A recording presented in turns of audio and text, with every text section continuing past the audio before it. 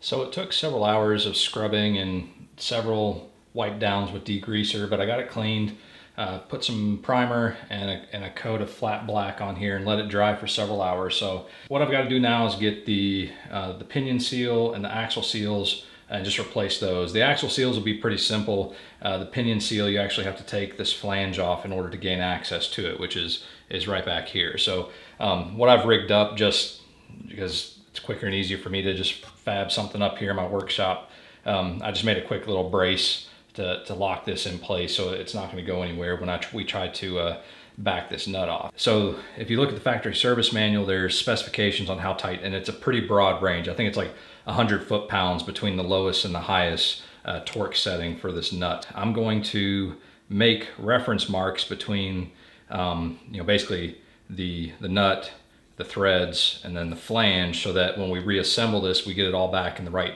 same location. And that way, hopefully, we've got everything back to the right preload and don't have to do any measuring or guessing. So you could just take a chisel and make a little indentation on both the nut, the threads, and the flange. You could, I guess, do something as simple as a Sharpie. I actually have a metal scribe, so I'm just going to scribe a line on all three of them, and then I'm going to go over that line with just some Sharpie, just so that I've got a backup of the mark. So basically, it's just arbitrary. Pick a point and make sure that the mark on all three pieces corresponds. So I'll just do the vertical, kind of 12 o'clock position.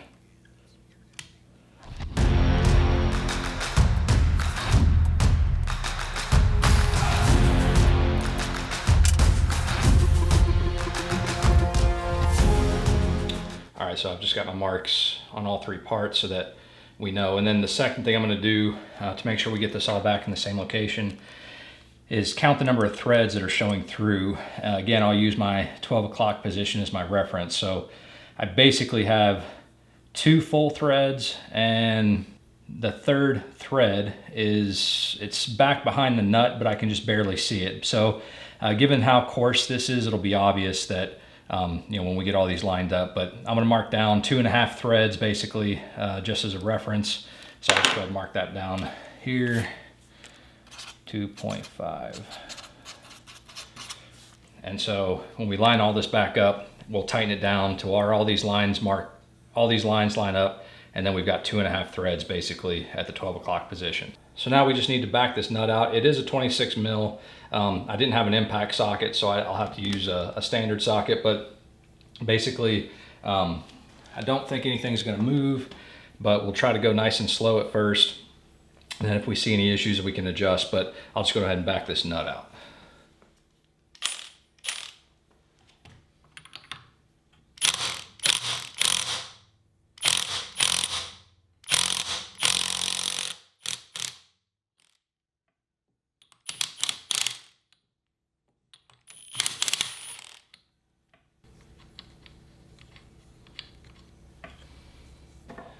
Down inside there is a little washer.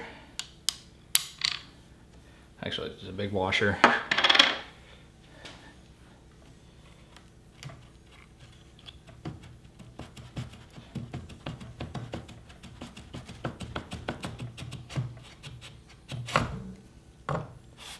Okay, so I got lucky, and there, none of this is too badly rusted, so I was able just to pull it straight off with my brace, which is excellent, so I don't have to take this apart. I do have some rust in the splines, and everything's kind of dry, so I didn't have a leak back here. I'm just going to go ahead and replace the seal while I'm in here and doing this kind of rebuild. Might as well do it once. Yeah, so I'll have to get all this kind of cleaned up and greased, but now I just need to pop this seal out, which this one's actually looking quite rusty. So the factory service manual basically just says pry it out with a screwdriver, which is definitely some place to sorry, I'm just over here looking at the flange. So yeah, so using a screwdriver may be what we'll have to do to get it started, because it is looking a little rusty. I'll put the part numbers for all this in the description. So essentially it's pressed in there like this. This flange is seated just inside there. I do have a seal removal tool. This is just a few dollars from Harbor Freight. I don't want to, mar the thread, the splines.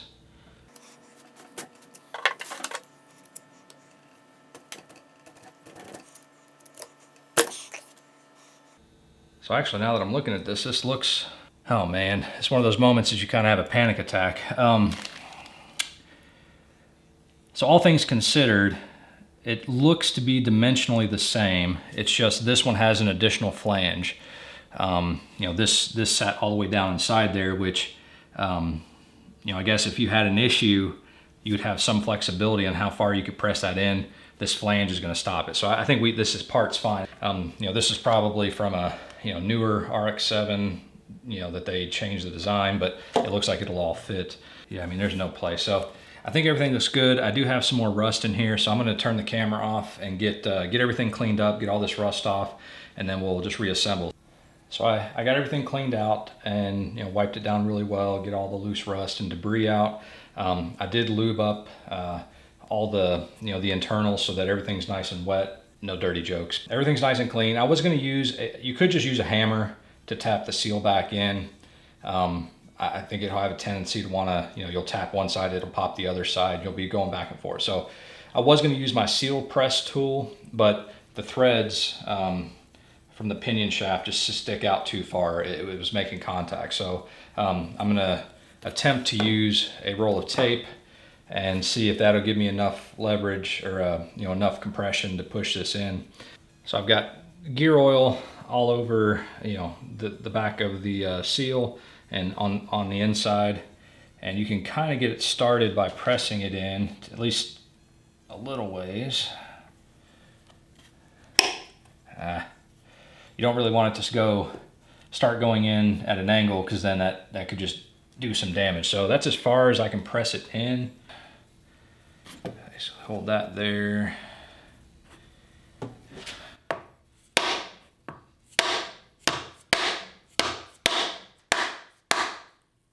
Okay, so it's working for the most part. I am getting a little bit of, I am flattening the tape a little bit, but that's okay. Let's see if we can go ahead and get her the rest of the way in there.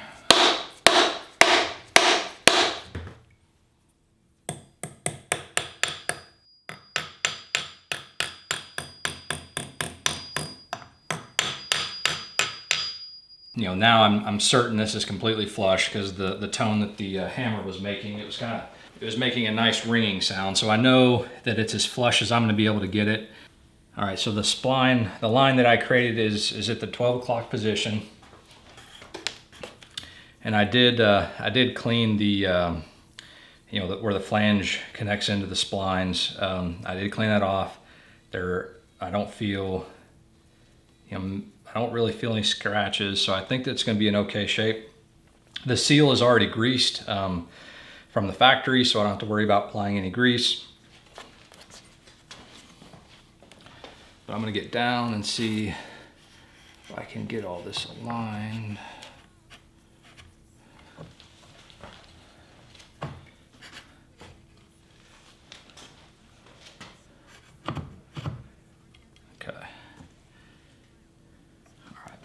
So my little homemade brace was causing a little bit of clearance issues. That just slides in, no issue. I've got the washer, and then the nut. So I didn't look at the factory service manual before I did this, but I suspect this is probably a nut that they want you to replace, because it's kind of like that nylon lock nut. But this one seems to be in okay shape. So I've got my impact on its lowest setting, so I'm not really going to drive it. I just get this cinched up.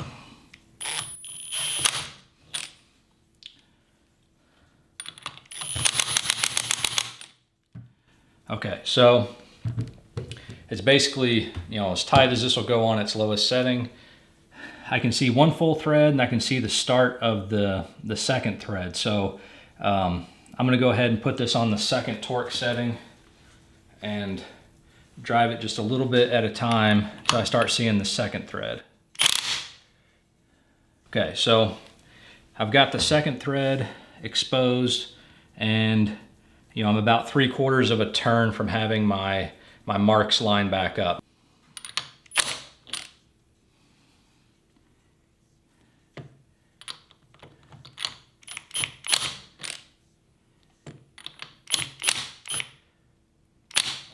I would just probably drive it to the line and then just a hair over, just to compensate for any relaxation that there's been in the nut or the pinion. So here I think I'll just go ahead and go up to 1030.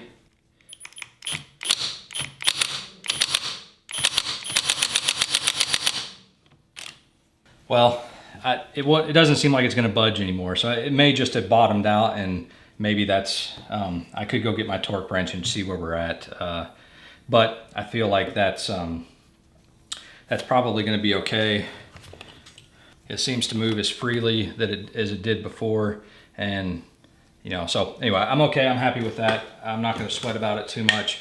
If we get a little bit of a whine or any weird noises, that'll be the first thing I'll want to check. But I think that based on its position and the fact that I couldn't really get it to cinch any tighter with my impact, that I think that's okay. So the last thing I've got to do is get the axle seals popped out and replaced, and essentially that'll be exactly the same thing. I'll just basically use that pry tool, pop those out, and then these will press in. I'll be able to use my seal tool because I don't have to worry about any threads, so I'll just get these pressed in.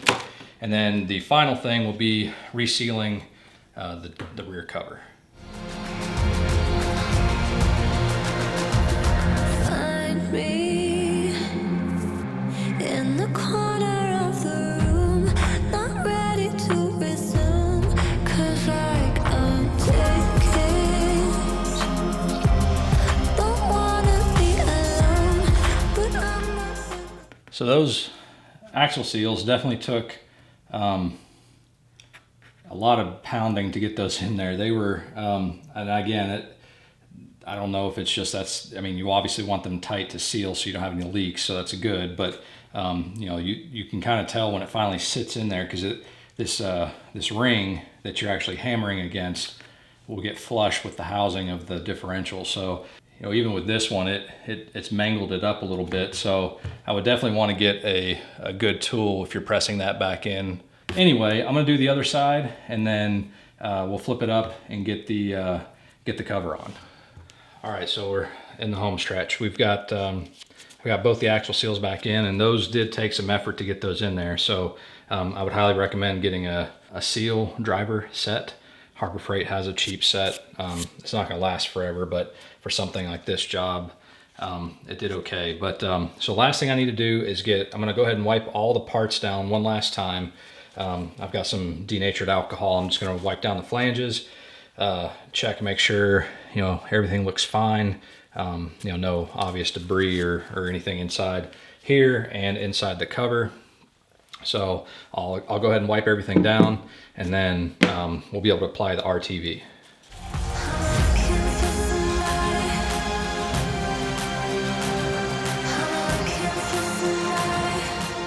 I'm ready to apply the RTV. The RTV, you want to make sure you get one that's rated for gear oil or differentials or something, so that you don't have any issues with that. Basically, the instructions say apply about a 1/4 inch bead all around, and then immediately put the cover on, and then finger tighten all the bolts, wait an hour, and then torque everything down to specs. And you want to make sure that your bead tracks inside all of the bolt holes. So what I'm actually going to do is put a bead around, and then use my finger to kind of work it nice and evenly around, so that there isn't, spreads the area out, and then also works any bubbles that might get out, get into the bead. Go ahead and crack this open.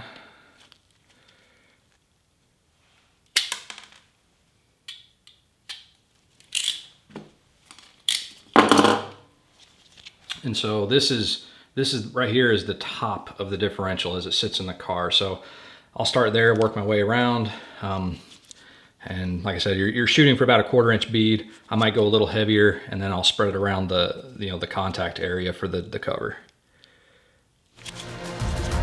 Find me in the corner of the room, not ready to resume.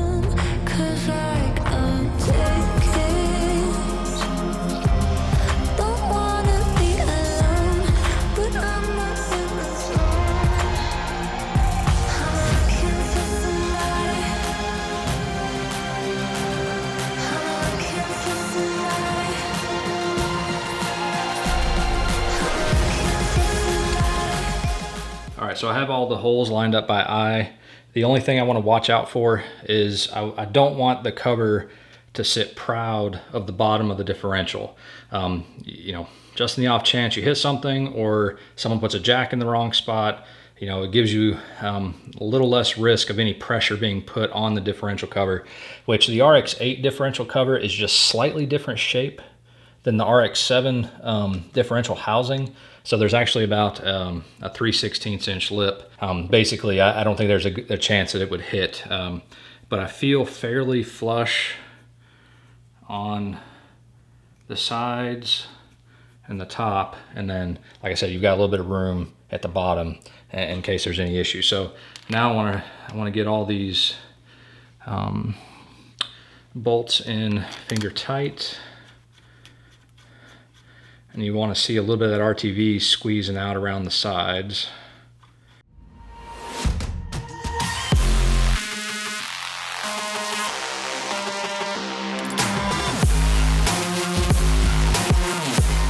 So I have gasket pretty much squeezed out, except for this side. So I'm just going to use a little bit of additional pressure, not a whole lot, just enough to help work that gasket through. And I know you're supposed to go in a particular, you know, star pattern putting this back on, but for now I'm just trying to get enough pressure to get that gasket spread out. I mean, I just barely put any pressure.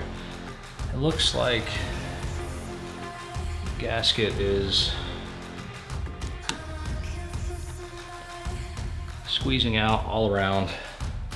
Now I gotta let this sit for an hour, and that will pretty much wrap this up. So that's it. I know that it was probably a little bit more in detailed video than some of you wanted, but for those of you that are doing it, you kind of have, you know, a little bit more of a guide. The factory service manual obviously covers a lot of this. Like I said, I'll put a link to all the new seals that I put in the description below.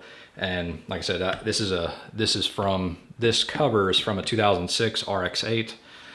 Like I said, it's got some longer fins. You know, other than the painting and, you know, having to wait on parts, you really could do this probably in an evening. Getting it out of the car is questionable depending on what tools and resources you have. You know, really replacing these seals, you wouldn't necessarily have to pull the whole thing out of the car. The diff cover, you probably would have to go ahead and pull it out of the car because there's just not a lot of clearance there between the subframe. That's gonna wrap it up for this video. I know I said earlier I was gonna do the fuel filter, but I think that'll have to be a separate video because this one's probably too long. I'll get that relocated and then this can go back in the car. I did look at the factory service manual, and that nut that attaches the flange to the pinion, that is a part that's noted to be replaced. So I may go ahead and try to track that down while I've got some time. And I have decided to go ahead and do new bushings on the mount. After looking at them a little closer, and I don't want to have to worry about them in the future. So I do have those coming in the mail. I'll have to take it down to a shop and get the old ones pressed out, but I do have some polyurethane bushings to replace on that. So anyway, so all that'll be covered in the next video. I will be going out of town next weekend for a wedding, so it'll probably be a couple weeks before that next video gets done. But I've got to wait on parts anyway. If you have any questions, please leave them down below, or any comments that, you know, tips or tricks that you've had in doing this project yourself, for anybody that comes and watches the video in the future. And I really appreciate you guys watching, and all the interaction that you guys have with me on YouTube and on Instagram and Facebook. So anyway, I'm gonna go ahead and let this sit for another 45 minutes or so and get these torqued down, and then I'll see you guys in the next one.